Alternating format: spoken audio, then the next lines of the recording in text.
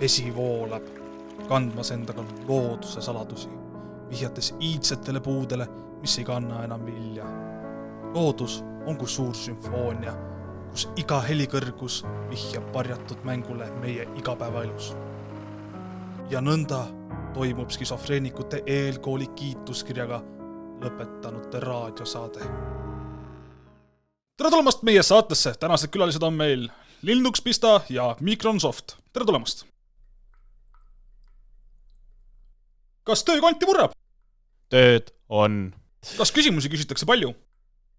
Jah, küsitakse palju. No selge, aga küsime siis kõige nii-öelda raskema küsimuse, et mis on Eesti poodides leiduv kõige populaarsem sai? Perenaise leib. Kas teil endal ka tunded on? Jah, on küll. Olid. Mis on põhieesmärk siin teie tööl? Minu eesmärk on maailma vallutada. Parandada. Ja paljusi raadiokuulajad huvitab, et kus te saate oma teadmisi? Minu valduses on FBI doku Rahva Raamatukogu arhiivid. Kas te siis luurate inimeste järgi? Edasi kasutamiseks makske 20 €. Ja see oli intervjuu Linux Pistaga ja Microsoftiga. Edasi jätkame rubriigiga Naised saunas rääkisid. Joel Steinfeld pandi vangi. Kauaks? 2-3 aastaks. On aeg järgmiseks intervjuuks. Ja siit paberitelt loen välja, et mehe nimi on Saapaviks. Seda hääldatakse Saapaviks. Isa perekonna nimi oli Viks, aga eesnime ei tea. Ema oli mul Inga Lusikas. Mis ametimees te siis olete kah?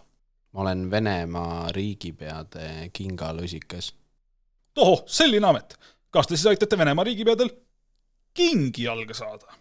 Jah, muidugi. Muutun Kinga Lusikaks, kui vaja. Oota, mis asja? Te siis suudate ennast Kinga Lusikaks muuta? Just nii.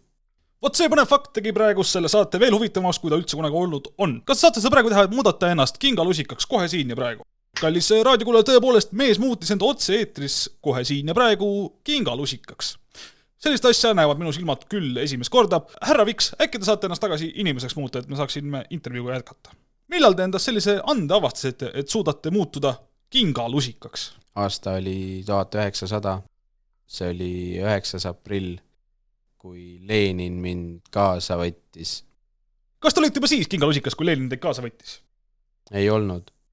Ma jäin magama pingi peal ja ärkasin üles rongis Lenini taskus Kinga Lusikana.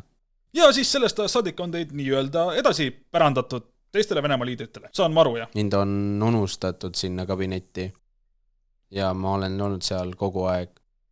Te olete siis kõikide Venemaa liidrite varbaid näinud. Millised neist olid kõige imelikumad? Need olid Brežnevil. Kuna talle meeldis ujumas käia, siis tal tekkisid varvaste vahele lestad. Tema jalgu ei meeldinud mulle kinga panna. Kas siis lestad on olnud kõige imelikum jaladeformatsioon, mis te siis Venemaa liidritel näinud olete, või on neid veel? Mõnel on varbad puudu olnud, aga lestad on kõige imelikumad olnud. Kas selle aja jooksul, kui te olete olnud Kinga Lusikas, on teiega midagi juhtunud nii-öelda füüsilist, kus te olete näiteks haiget saanud töö juures? Õnnetusi on ikka juhtunud.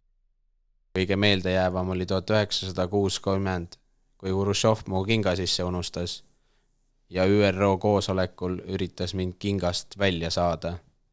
Ja siis ta kogemata lõi mind ja jäin laua ja kinga vahele. Sellepärast olengi oma kolleegidest kõige lühem. Täna oli meil külas Saapaviks, kes on olnud kõikide Venemaa liidrite Kinga Lusikas. Jätkame muusikapalaga. Mis kuradi sitt see nüüd oli? Haige sitt.